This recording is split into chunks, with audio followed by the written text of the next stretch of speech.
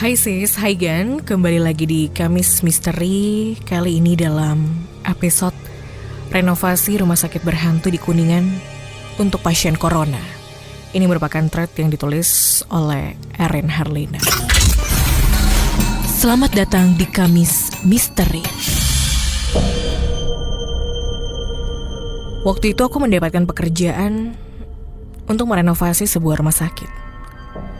Tapi baru mendengar tempat yang dimaksud oleh Pak Mandor, bulu kuduku langsung meremang.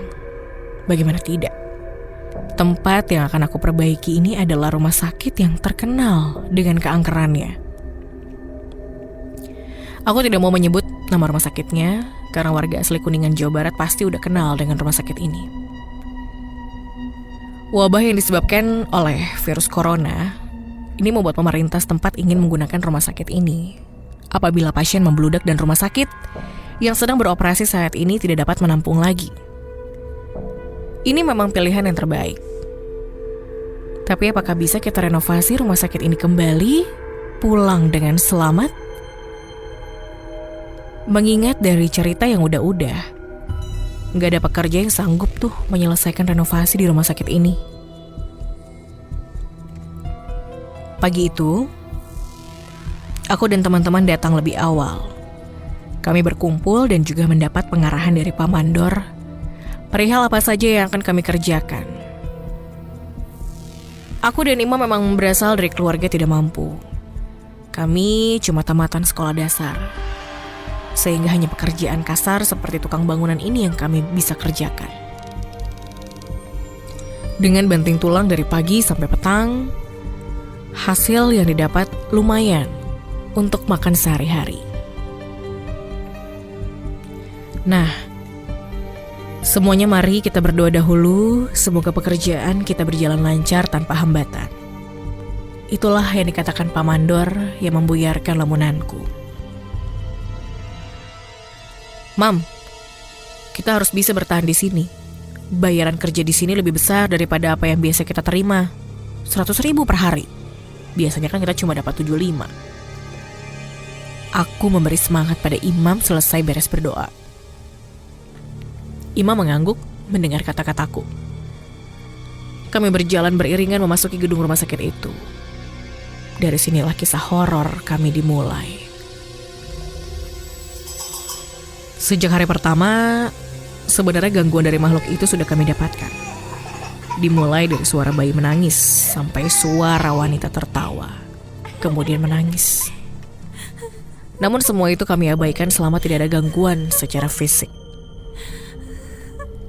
Sampai suatu malam, setelah 1 minggu kami bekerja, beberapa kawan kami kerasukan. Kami kewalahan menangani mereka.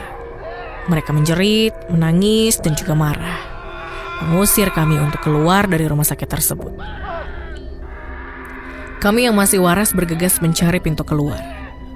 Namun setelah berputar-putar, pintu yang tadinya mudah kami temukan dan jalan untuk keluar masuk bahan bangunan tidak dapat ditemukan. Kami hanya berputar-putar di tempat yang sama. Aku mencoba mencari sendiri pintu itu dan meninggalkan kawan-kawan. Akhirnya aku temukan jalan lain yang tidak kami temui.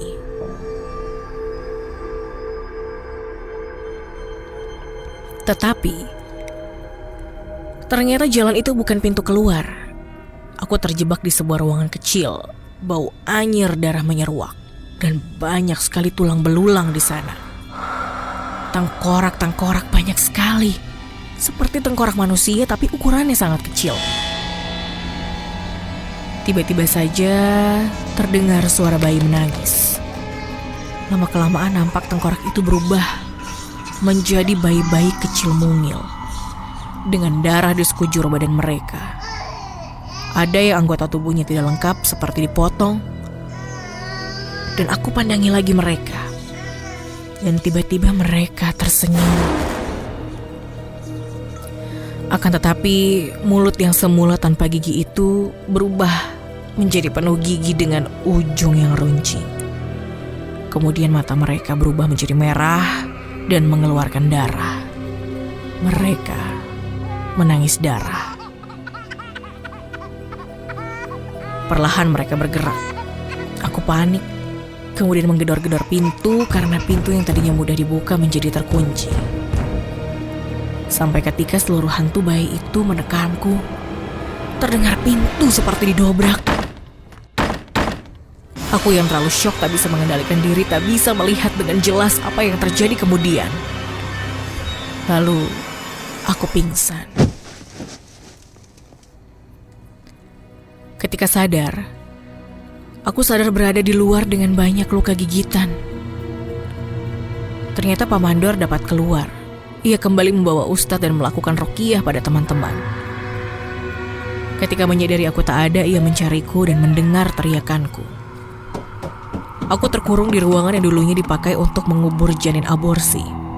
Ya, rumah sakit ini dahulu dibangun sebagai rumah sakit bersalin. Namun keserakahan membuat rumah sakit ini menerima pasien yang ingin aborsi. Praktek aborsi semakin ramai dan menjanjikan mengingat letak rumah sakit ini di depan beberapa hotel. Hingga kegiatan mereka terendus dan rumah sakit ini ditutup. Tidak ada yang tahu kemana larinya pemilik rumah sakit ini. Aku bersyukur telah diselamatkan, walaupun sekujur badan penuh luka. Pak Mandor prihatin dengan keadaan kami. Ia menghentikan pekerjaan dan membayar kami sesuai dengan pekerjaan kami seminggu. Tidak lupa, ia memberikan sedikit uang lebih untuk kami. Akhirnya semua pekerja pulang. Kami tidak sanggup meneruskan pekerjaan ini. Sama seperti pekerja yang merenovasi rumah sakit ini sebelumnya. Kami memilih mundur. Penasaran dengan cerita misteri menegangkan lainnya? Buka forum stories from the heart Kaskus sekarang.